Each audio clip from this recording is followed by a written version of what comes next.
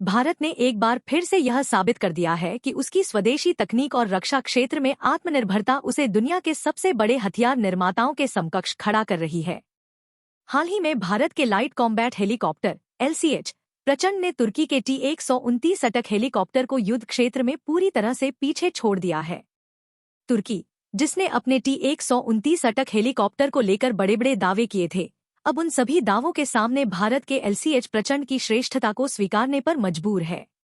प्रचंड, जिसे Hindustan aeronautics limited हाल द्वारा विकसित किया गया है, एक हल्का और अत्याधुनिक हेलीकॉप्टर है जो ऊंचाई वाले युद्ध क्षेत्रों में अद्वितीय प्रदर्शन करने की क्षमता रखता है। यह खासियत इसे दुनिया में अपने आप में अलग बनाती है।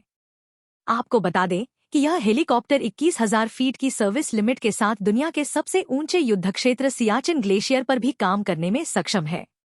तुर्की के T-129 अटैक हेलीकॉप्टर को तुर्की ने बड़े दावे करते हुए पेश किया था कि यह किसी भी युद्ध क्षेत्र में कारगर साबित हो सकता है।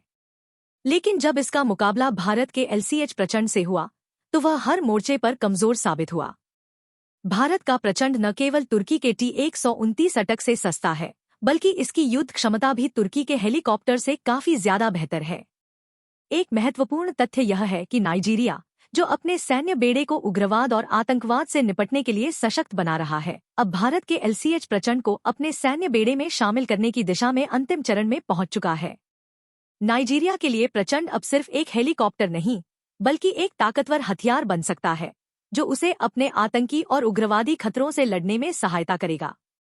LCH प्रचंड की कुछ महत्वपूर्ण खासियतों में अधिकतम 258 मील प्रति घंटे की गति, 500 किलोमीटर का लड़ाकू रेडियस, 21,000 फीट की सर्विस लिमिट, 20 मिमी की एक गन जो 800 राउंड प्रति मिनट की दर से 2 किलोमीटर की दूरी तक फायर कर सकती है, 70 मिमी के रॉकेट पॉड्स जिनकी डायरेक्ट फायरिंग रेंज 4 किलोमीटर और इनडायरेक्ट फायरिंग रेंज 8 किलोमीटर तक है, शामिल हैं।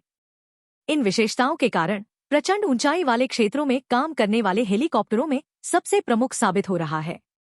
भारत के लिए यह एक बड़ा मौका है कि वह न केवल अपनी रक्षा क्षमताओं को सशक्त बनाए, बल्कि अपनी रक्षा निर्यात क्षमताओं को भी नई ऊंचाइयों तक ले जाए।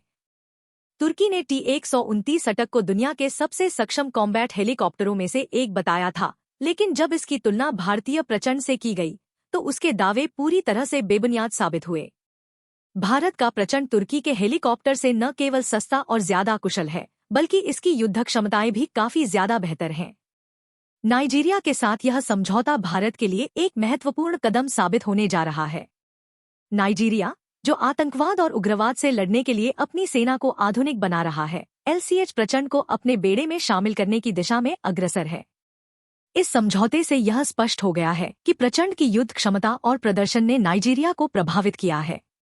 यह सौदा भारत के लिए केवल एक निर्यात नहीं है, बल्कि यह दर्शाता है कि भारत अब विश्व स्तरीय हथियार निर्माताओं में शुमार हो गया है और अपनी तकनीकी श्रेष्ठता के जरिए अंतर्राष्ट्रीय बाजार में भी एक मजबूत स्थान बना रहा है।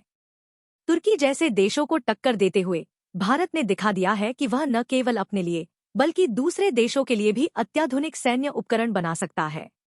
भारत के LCH प्रचंड ने तुर्की के T-129 अटैक को हर मोर्चे पर पछाड़ दिया है।